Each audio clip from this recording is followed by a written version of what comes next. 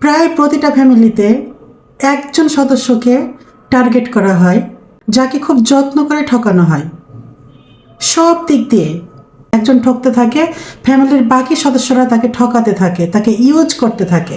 তাকে বিয়ে করতে দেওয়া হয় না, বিয়ে হলেও তাকে অশান্তিতে রাখা হয়, স্বামী স্ত্রীর মধ্যে ভুল বোঝাবুঝি করানো হয়, তার সংসারে অশান্তি লাগানো হয়, তার জীবনে কোনো না কোনো বিপদ লেগেই আছে, তার কোনো ইচ্ছে নাই, অনিচ্ছা নাই, তার কোনো সুখ নাই। মোট কথা, তাকে যতভাবে ইউজ করা যায়, যখনই দেখবেন যে সে একটু মাথা উঁচু করে বাঁচতে শিখবে, নিজের মতো নিজের জীবনটা গড়তে চাইবে, তখন ফ্যামিলির বাদ বাকি সবাই তাকে খারাপ বানিয়ে দেবে। সমাজের কাছে, নিজেদের কাছে না, তার বিরুদ্ধে দুশ্মনী, তার দুর্নাম ছড়ানো হবে, তাকে নিয়ে কটু কথা বলা হবে, তাকে নিয়ে খারাপ কথা বলা হবে, তাকে অপমান অপদস্থ করা হবে, খোঁচা মারা হবে, মানে তাকে যত প্রকার মানসিক অশান্তি দেয়া যায় আর কি।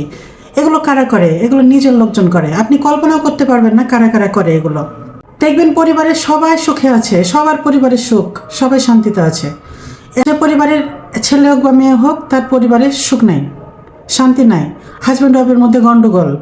এই কলকাঠিগুলো কিন্তু নিজের লোকজনই নাড়ায় হাজব্যান্ড ওয়াইফের মধ্যে কোনো না কোনোভাবে সম্পর্কটাকে ফাটল ধরিয়ে রাখবে, কোনো কোনো ক্ষেত্রে ভাঙন ধরিয়েই দিবে, ডিভোর্স করিয়ে ছাড়বে, যেন তাকে হাতের পুতুল করে নাচাতে পারে।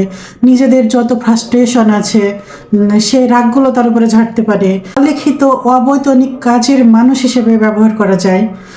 আর যদি সে আর্থিকভাবে স্বাবলম্বী হয়, তাহলে তো সোনাই সোহাগা, তাকে একদম কুশলের মতো চুষে চুষে খাওয়া হবে। যদি দেখেন ফ্যামিলির মোটামুটি সবাই তাদের অবস্থানে আছে নিজেদের মতো, কিন্তু আপনার জীবনে শান্তি নাই, তাহলে আপনি সন্দেহ করুন আপনার আপনজনদের।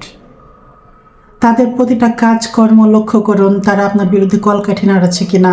চোখ কান খোলা রাখুন, সন্দেহ করুন। কখনো কখনো সন্দেহ দৃষ্টি দিতে হয়। পৃথিবীতে সবাই স্বার্থ বোঝে।